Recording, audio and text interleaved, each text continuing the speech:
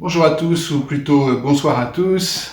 La semaine a été bien chargée, du coup cette vidéo sera très courte. Nous sommes au 5e dimanche du temps ordinaire. Juste quelques mots pour vous parler de Saint Paul. Saint Paul nous dit dans cette deuxième lecture qu'il se fait tout à tous, qu'il se fait l'esclave de tous pour finalement gagner le plus d'âmes possible au Christ. Et en faisant cela, lui-même sauve sa propre âme. Saint Paul a vécu cet événement fondateur pour lui qui était un juif traditionnaliste, on va dire, qui luttait contre les chrétiens, qu'il considérait comme une secte, a été bouleversé par sa conversion avec cette voix du Christ qui lui dit « Pourquoi me persécutes-tu » Ainsi, avec cet événement, il découvre que ce qui est important, ce n'est pas les traditions dans lesquelles il avait ancré toute sa vie, mais le fait que le Christ vient le sauver, lui, vient transformer sa vie pour mettre en premier ce qui est vraiment essentiel dans sa foi.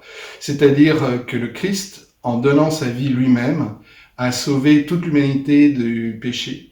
Et ainsi, la lutte contre le péché uniquement par des gestes qui sont extérieurs n'a plus de sens. Il donne donc la possibilité à tous ces païens, ceux que nous sommes aujourd'hui, puisque c'était des Grecs, des Européens, eh bien il donne la possibilité à ces païens de rejoindre le Christ sans forcément suivre la loi de Moïse. C'est une révolution pour les croyants d'origine juive qui se convertissent au christianisme. Cela ne veut pas dire que tout est abandonné de la tradition, bien au contraire, mais cela signifie que ce qui est premier, c'est que le Christ vient sauver chacun d'entre nous.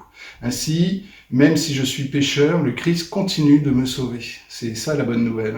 Le Christ, lui, l'est et cherche à m'ajuster, comme le dit saint Paul, à sa grandeur. Et je vous souhaite à toutes et à tous une bonne semaine.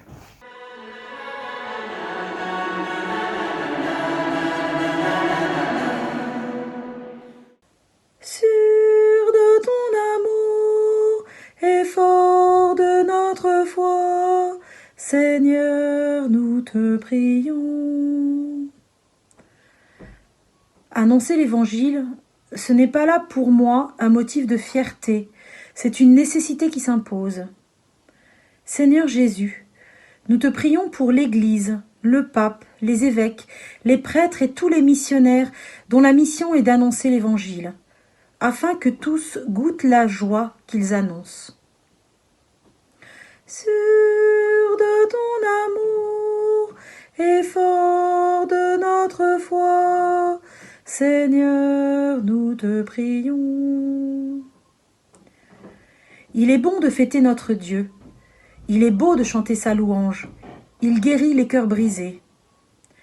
Seigneur Jésus, en ces temps si troublés, souviens-toi de celles et ceux qui, dans la détresse, ont perdu tout espoir. Souviens-toi de celles et ceux qui luttent contre la dépression. Qu'ils trouvent des signes du salut de Dieu dans le soin que leur apportent leurs frères. Sûr de ton amour et fort de notre foi, Seigneur, nous te prions.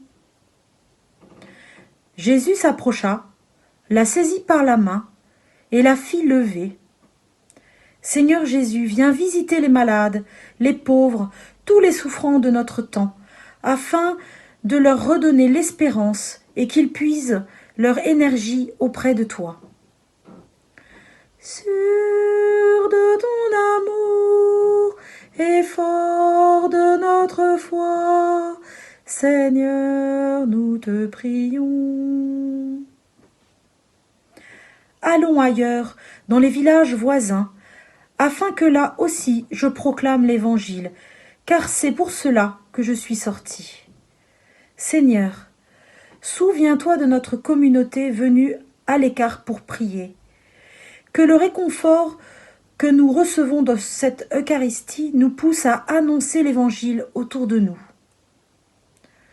Sûr de ton amour et fort de notre foi, Seigneur, nous te prions.